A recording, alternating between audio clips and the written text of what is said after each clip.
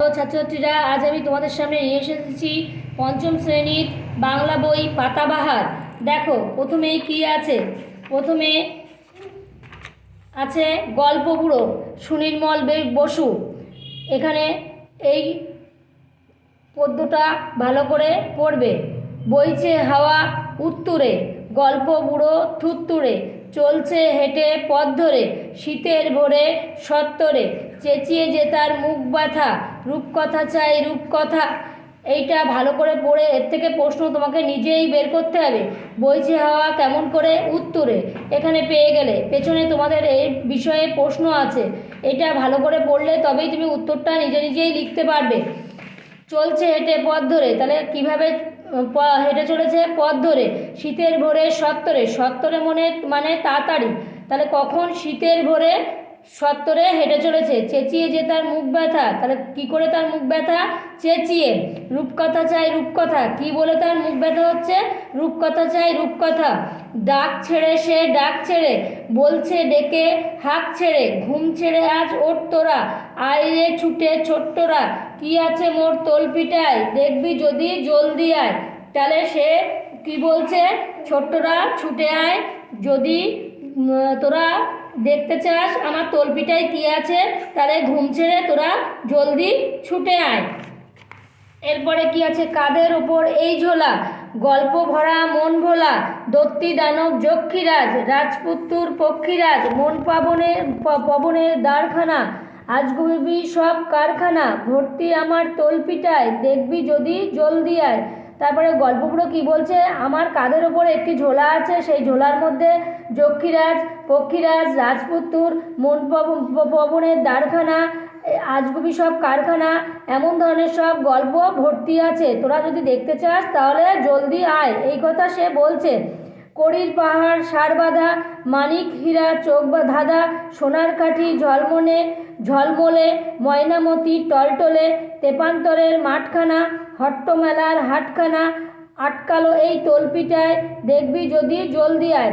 আরও বলছে কড়ির পাহাড় সারবাঁধা, মানিক হীরা চোখ ধাঁধা, এসব আরও তেপান্তরের মাঠখানা, সব কিছু তার তলপিটায় আটকা আছে, তোরা দেখবি যদি জলদি আয়। কেশবতী নন্দিনী এই থলেতে বন্দিনী, তাহলে বলছে যে কেশবতী নন্দিনী তার এই থলেতে বন্দি আছে। শীতের প্রখর প্রত্যুষে আসবে না যে শত্রু, সে বলছে শীতের প্রখরে বা ঠান্ডায় যে আসবে না সে তার শত্রু।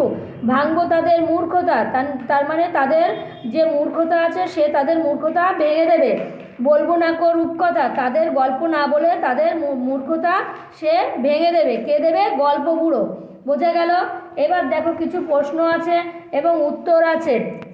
ঠিক শব্দটি বেছে নিয়ে বাক্যটি আবার লেখো। উত্তরে হাওয়া বলতে বোঝায় হাওয়া যখন উত্তর দিক থেকে বয়ে আসে এমনভাবে। আমি করে রেখেছি, দেখো এই শূন্যস্থানে লিখতে হবে শীত। এখানে আছে গ্রীষ্ম, শরৎ, শীত, বর্ষাকালে হাওয়া বয়, তাহলে কি কোন কালে হাওয়া বয়? শীতকালে হাওয়া বয়। তুমি টিক দিতেও পারো, আবার এই শূন্যস্থানে তুমি লিখতেও পারো।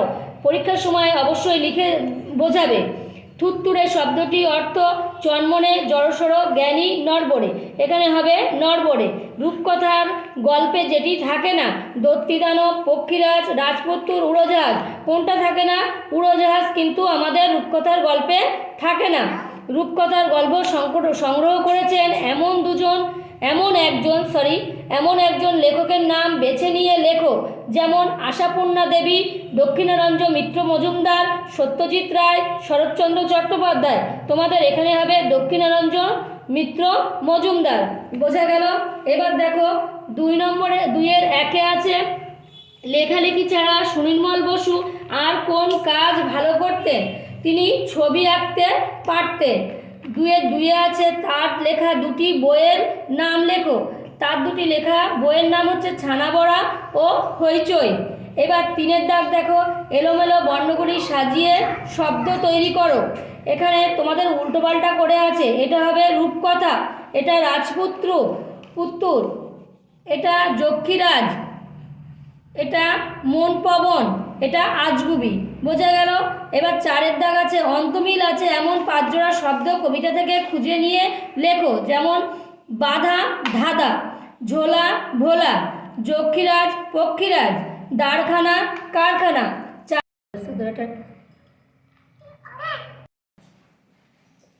আরেকটি হলো নন্দিনী বন্দিনী।